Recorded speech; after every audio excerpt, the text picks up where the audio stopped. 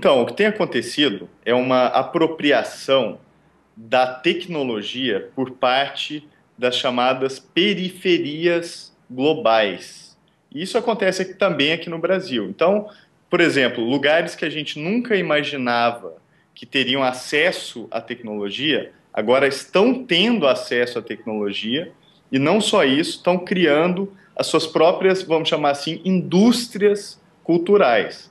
Então, por exemplo, nos últimos 4 anos, eu fiz pesquisas aqui no Brasil sobre várias cenas regionais que são produto dessa apropriação tecnológica. Uma delas é a cena do Tecnobrega, em Belém do Pará, que é exatamente isso. É a periferia de Belém, as pessoas se apropriando de ferramentas tecnológicas, não só para produzir a música, porque o Tecnobrega é essencialmente uma música eletrônica, mas também para distribuir a música de uma forma completamente diferente que a indústria da música tradicional. Então, o que é interessante do Tecnobrega é que ele reinventa a forma de produção cultural, tanto do ponto de vista de distribuição quanto de produção da música, quanto ele demonstra esse potencial de que a cultura trazida por essa apropriação tecnológica é uma cultura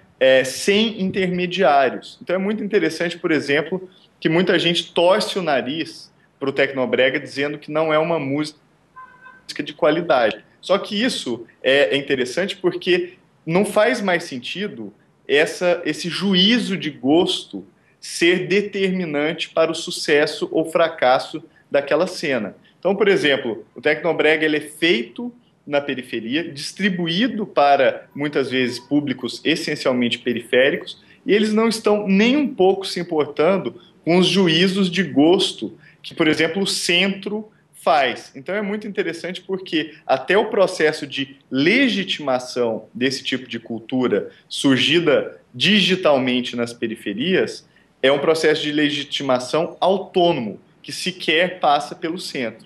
Então, em síntese, eu acho que essa cultura digital que está surgindo no Brasil todo e também no mundo todo é uma cultura com um potencial de autonomia e de, vamos dizer assim, descentralidade muito mais interessante do que quaisquer outras formas de produção cultural que antes dependiam, vamos dizer assim, do julgamento de valor do centro para se legitimar ou não. Então é isso.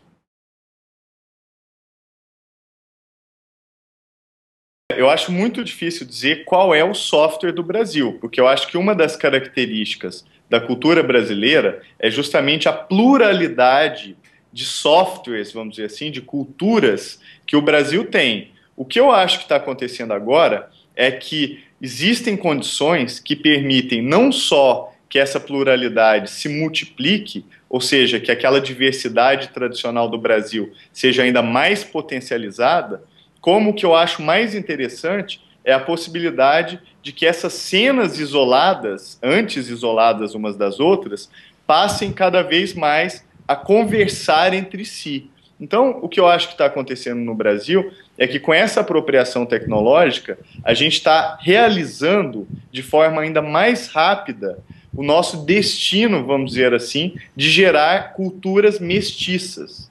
E é isso que está acontecendo.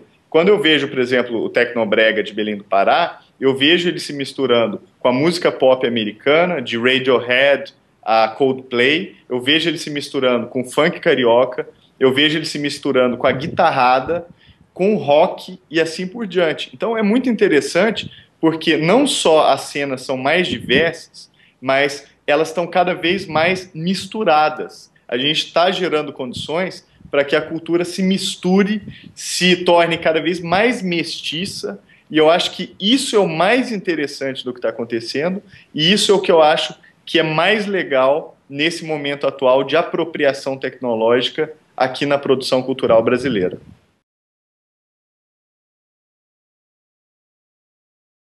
Olha, no mundo inteiro nunca existe nada gratuito. Então, a internet hoje é necessário uma batalha para que ela aconteça.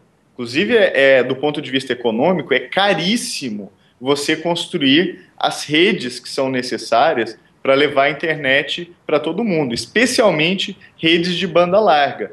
O percentual de pessoas no Brasil que tem acesso à banda larga é muito pequeno, é cerca de 9 milhões de pessoas. Isso é uma parcela ínfima da população brasileira que tem uma assinatura de banda larga. Então, existe uma batalha hoje no Brasil pela expansão dessas redes, pela expansão dessa banda larga para o Brasil todo, e isso é caríssimo de acontecer. Não é nada barato. E não só está acontecendo isso, como existe também uma segunda batalha para que a internet continue sendo livre como ela sempre foi. Então, nesse sentido, eu até sou um pouco pessimista, porque eu acho que são duas batalhas. A primeira é que você precisa garantir a expansão da rede para que todo mundo tenha acesso à banda larga, e a segunda batalha é uma batalha para preservar a rede enquanto uma infraestrutura livre, uma rede que tenha características, por exemplo, de neutralidade, de proteção à privacidade, de proteção à liberdade de expressão, porque essa é uma segunda batalha que está desnaturando também o conceito de internet. Então, nesse sentido, não só a internet não é gratuita, como o custo de levar a internet para as pessoas e manter a internet do jeito que ela é um custo muito alto e que demanda uma batalha constante, não só uma batalha econômica, mas também uma batalha política para que a internet continue sendo aquilo que ela sempre foi. Então, nesse sentido, internet gratuita não existe.